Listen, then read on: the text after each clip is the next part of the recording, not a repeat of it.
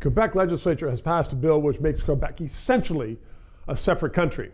And the West has always been talking about separating. It's getting even hotter now. Well, Roman Baber is running for Conservative leadership. He's been going across the country for the last few months and will be for this summer. And he joins me now, and I want to put the question to you. Have you been hearing a lot in various regions of the country, the West, East, Quebec, about separation?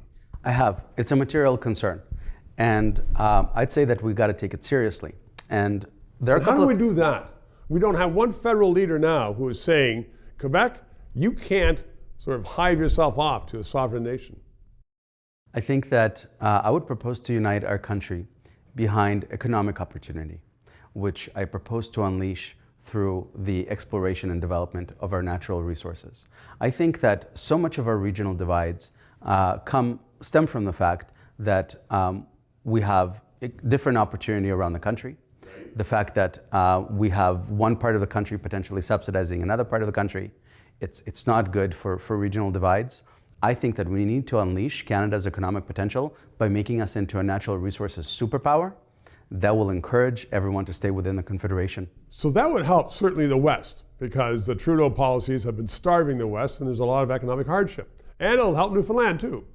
What about that place in between, Quebec, which accepts a lot, I mean billions and billions in equalization from the rest of Canada, and seems to be forging its own way to a sovereign nation.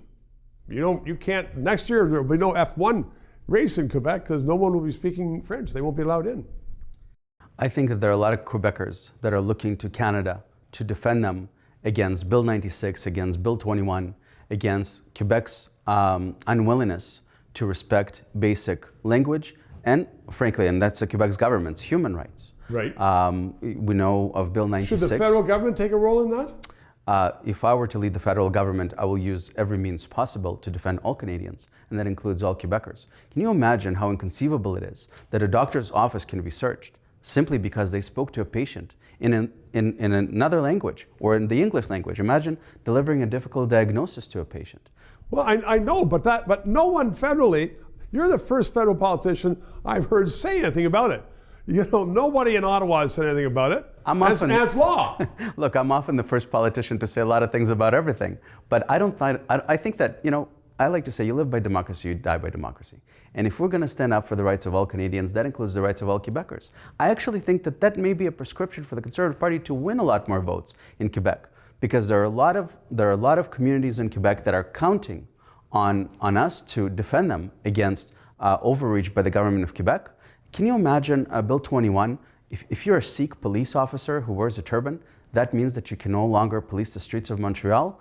That's not my Canada. And I think that there are a lot of folks in Quebec that would like to see it different as well. I think you're probably right, Roman. Thanks very much. 3 minutes. I read the comments that you leave after every show, and I get it. A number of you don't like my glasses. But a number of you saying, when we're asking for money, well, how much money does he need?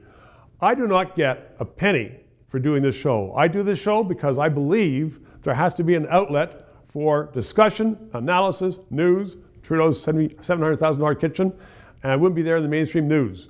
I'm asking for money because these guys behind the camera, the crew, they need to get paid to do their job. So help us. Press subscribe, press PayPal.